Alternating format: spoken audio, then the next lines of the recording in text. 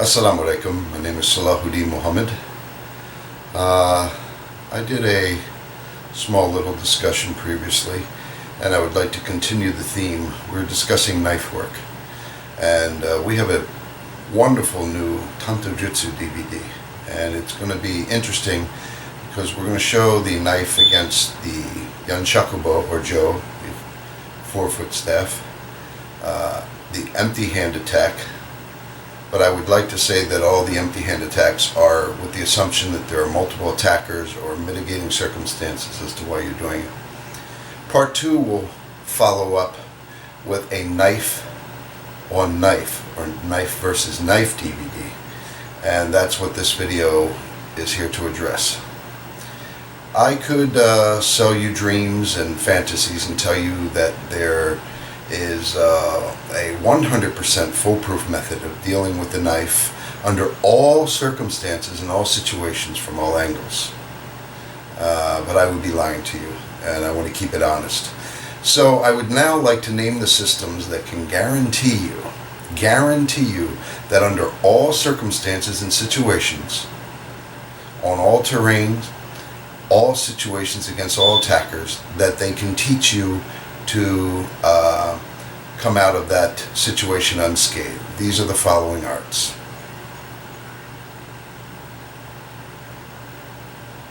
Do you get the point? Dealing with a knife is very, very, very dangerous. Even a young kid with a blade can be very, very dangerous. And so I don't want to lead you on. But there are tools that you can develop and attributes that you can develop physically, emotionally, and intellectually that will get you through. Some of the things that we would like to discuss is the fact that knife attacks are not one-dimensional, and they don't look like what you see in most martial arts demonstrations. They really don't. I mean, to be honest, to tell you the truth, you're being sold a lot of BS. Alright? A lot of BS. And if you go to train the way that most martial arts demonstrations are showing, even seminars and classes and DVDs, you're going to get your damn head cut off. Okay? So you have to understand that an attacker is usually going to have a jump on you. There's malice involved. There's trickery involved. Alright? They may come up and throw something in your face, and out of the blue, you go to react to that, and then suddenly they're stabbing. You see how quick that is? So for you to think that you're going to do your block, your nice little deflect, good luck with that. Now, there are some things that you can do. You want to learn to use shintaiho or taisabaki, ashisabaki, or body movement, footwork, to create a certain level of distance. Alright? You want to destroy their baseline. I do not recommend fancy kicks at all, because all it takes is a cut to inside of either the arm or the leg, especially the femoral and brachial artery. You have got to be very, very careful. As I said, these stabs can come from a number of directions very quickly. To think that you're going to trap that hand and hold on to it is unrealistic, but there are things that you can do. So our DVDs are going to take a look at, the first DVD is going to take a look at some very interesting basics, and then some very interesting joint locks and throws and chokes with the weapon that can be applied. But you have to have tons of repetition. Part 2 in the series is going to be surviving a knife attack, and also fighting knife on knife, which is very different. DVD number 2 is very different than number 1. So the next thing I want to speak on is flow drills. They teach you a great deal about distancing and timing. But there are so many people that live by these drills, and it's 90% of their knife training. And there are so many areas that are not addressed by these flow drills alone. Oftentimes, I said it in the other video, that I see people leading with the inside of their forearms when they're coming through, rather than leading with the blade. Alright? So these flow drills are tools in your kit to teach you distancing and a certain amount of timing. You have to understand, some of the world's best fighters, when they face another fighter, it takes them a half round to figure out that kind of timing. So under duress in a knife attack and somebody's trying to shank you in your throat, you don't have that immediate assessment of that timing. You do not. And I say that about anybody that's doing Kali, Silat, Aiki Jiu-Jitsu, any really top-rated martial art. You don't have that assessment of their timing. Not right off the bat like that. So we need to stop selling dreams to people that want to learn to use the knife. More importantly, how to defend against the blade. And when you got to deal with a blade, first of all, it doesn't make you cowardly. If you can get out of there and run, get out of there. Get out of there. Let everybody else tell you that you're less of a man or that you ran like a punk. That's okay. You're at home eating your pizza and you're not stabbed up. Now, if you cannot get out of there, you have got to learn the difference between when you are going to strike and trap that limb or when you're going to secure that limb and then strike. They're two different situations. All right? For instance, if somebody has a blade to your throat, I don't recommend just hitting right out because you don't know what their bodily reaction is going to be to that strike.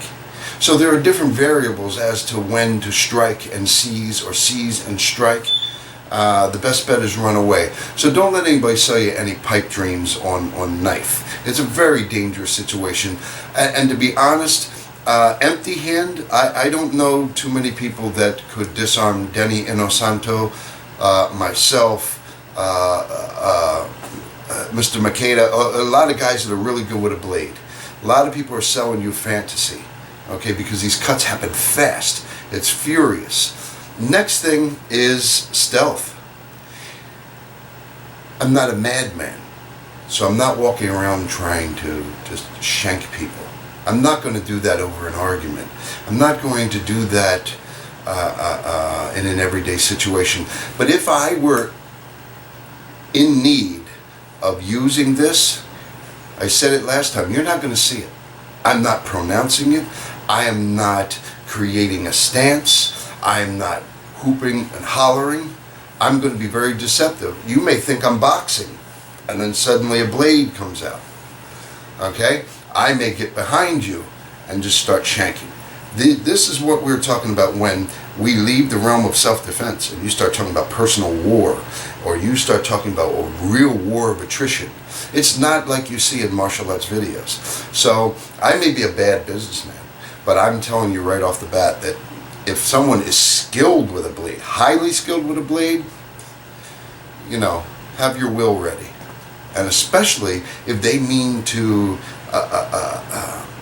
attack you in a stealthy fashion, it's not going to look the way martial arts videos are. Do not, and if you're a novice and you're getting into this, you have got to find somebody that has had military applications, executive protection, somebody that's been in the field, somebody that's really worked against this material. I would never go to a swimming coach that has never been into a pool. Okay? I would never want to hire a chef who their only work experience and training culinary experience has been working at McDonald's. I want somebody that has been there. They've studied, they've examined it, they've turned it inside out, and they've applied it. Be careful, especially when you start talking about knives. So I'm really looking forward to presenting our Tanto Jutsu DVD, and the first one's going to be quite exciting. It's got some very unique techniques, but again, it's going to be against classical methods.